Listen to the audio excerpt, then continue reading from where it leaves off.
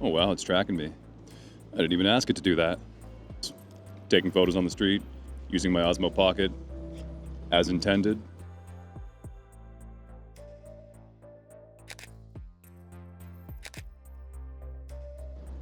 One of the main issues I run into when I'm doing these YouTube videos is I never really at all know what I'm going to photograph when I go out.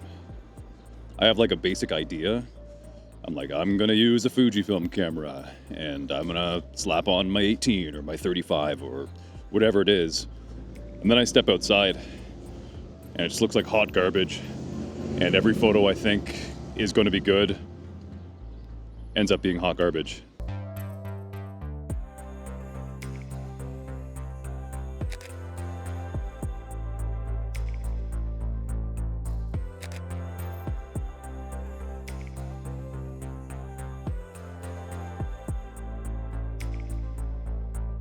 It's April something, 4th, maybe 5th today, and it's been raining for like 3 or 4 days straight. It's been really windy, and like I like bad weather, but it was at a point where I would just not have an enjoyable time waiting for loud people, and of course I'm beside a busy street.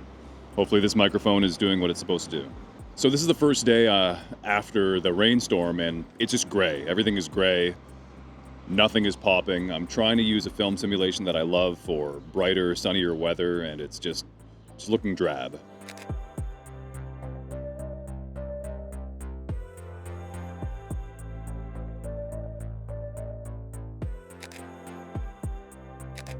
I got asked recently what the climate is in Toronto when someone sees you walking around with a camera. Someone was saying that when they're in London or Paris, everyone has a camera and they're very photographable.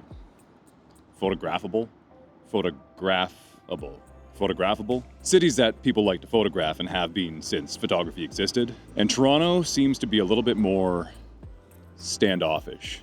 You'll find people will see you with a camera and they'll just stare at you like they've never seen a camera before, and it absolutely blows my mind.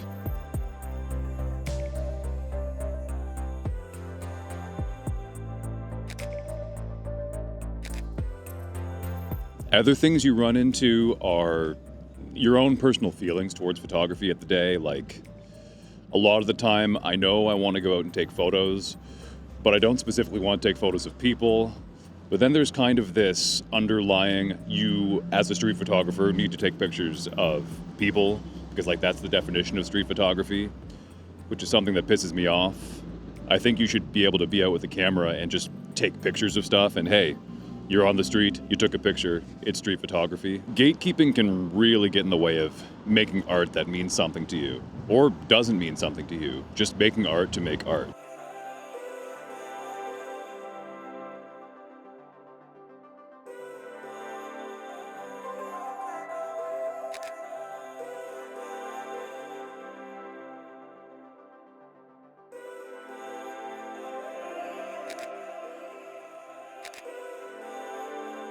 Something else that I run into when I'm out filming is just how noisy it is. A lot of the time I really do want to be out walking and talking at the same time. But like, Toronto is just such a loud city.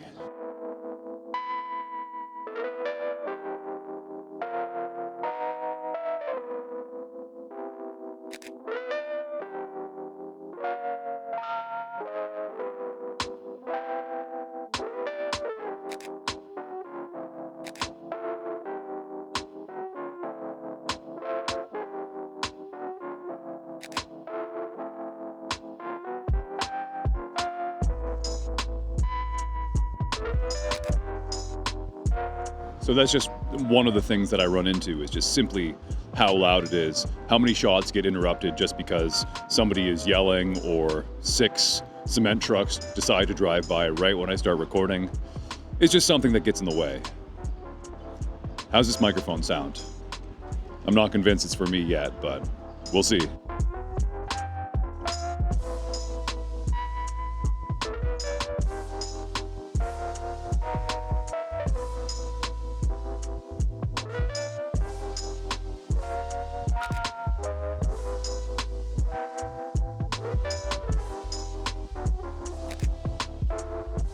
Something else that gets in the way of photography in Toronto is that it's cold for a long time. Like, I've lived in Canada my entire life, and I hate the cold every year more and more. You don't acclimatize to it, really. You just kind of put up with it to a point where either you live in Canada for the rest of your life and you are cold for 5 months out of the year, or you just move somewhere, I guess. I've been trying to get myself out as often as possible once again so that I could actually take more photos.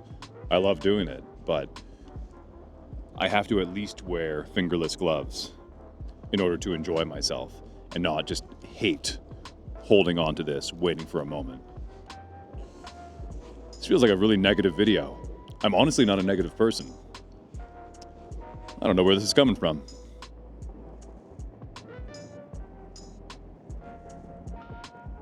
It's funny, so this video, excuse the hood, this video was actually supposed to be about this bag.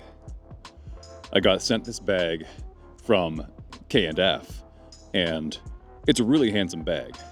They asked me to review it, and I was like, sure, I could use a new bag. I love bags. I have a lot of them. I keep selling them, and then somehow 2 more sprout up every time I sell one. It was supposed to be about this bag. But then I kept running into issues filming. Like, it got too dark, or this is not a good bag for this situation, or this is not a good bag for that situation. And now I have this bag that I'm trying to use a little while, and I'm going to use it a little while so that I don't do a knee-jerk response to it. Because right now, I'm not really loving it.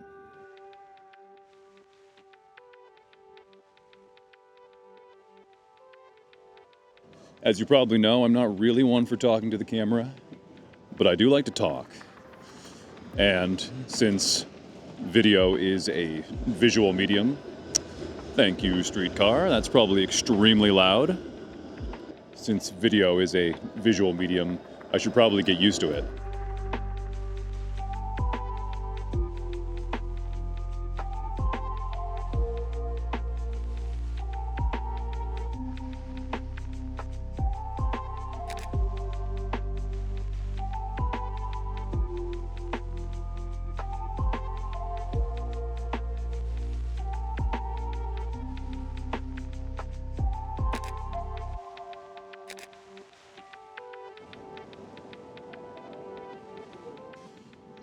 So, something that I really like about most camera bags that I do like is that they are made for working professionals. People that might need to access their stuff quickly, or that they don't.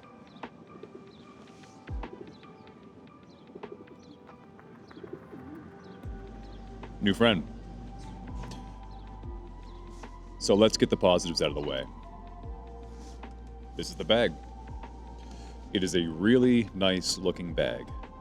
It kind of looks like a mixture between something that you would take to school, put your books in, maybe your laptop, and with a couple of flourishes that a photographer like me might use. Good looking bag. And that is kind of where I stopped liking it. In order to open this bag, you need to unlatch the top, which made sense to me. So first, I opened it up and went, oh neat, this is how I get to my camera gear. So you do that, and oh, well no, that is just a empty top pocket with a couple of slots. Maybe you can put, I don't know, your headphones or your keys, some batteries in there. So I was like, oh, okay, so then that's probably not how to open it. So I'm gonna close this up again. Like, maybe it's one of those backpacks that opens from the back, you know, to protect yourself from thieves. So I go like this, and okay, there is a zipper around the outside of it, but there doesn't seem to be an access point. Okay, so then you open up the top, and right there, that is where your zipper is for the back. So you unzip it, and okay, there you go. But all of a sudden, your footprint is this big. It is nearly three times the size of your bag in order just to open it, to access your gear. Like I said earlier, the city is just noisy. So this bag has the normal stuff. In here, it has like a laptop holder. Over here, you've got some, I don't know, these Velcro areas for, I assume, where you might put batteries, but like the design is nonsense. Like if you put your batteries in here, they're just gonna slide out. Even the smaller ones, like it's gonna slide out. And it also, when you're zipping it up, has these straps that are supposed to be on the inside to like keep it partially closed when you open it from the back. And they get caught in the zipper every single time, which is extremely frustrating. And there you go. Also, probably should not have set it on a public bench in Toronto. Fuck.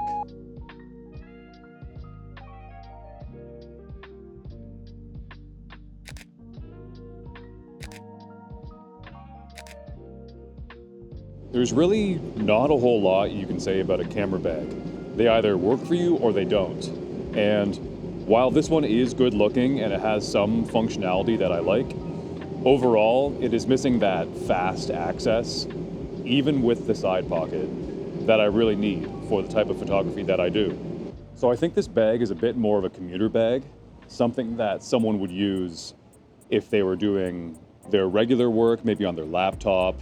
They were bringing some clothes for an overnight in that top compartment, and then maybe a couple of items in addition to a camera. So not just a camera, but maybe also a drone, maybe a 360 cam, something like that. Something for that mixed usage person, rather than me who just wants quick access to their stuff right now. This bag, it's not for me. So I'm thinking, if this bag is not for me, it's definitely for someone, right? So I'm probably going to give it away to somebody, specifically somebody who needs a camera bag, because I know I don't, or at least I don't need this bag. Some of you are probably saying that this video is all over the place, and you would be absolutely correct. I started out this video not knowing what I was going to do, and then I had a thought of what I should do, and then that changed, and then that changed, and here I am now, with an extremely messy video. Right now I'm feeling just getting back to some street photography.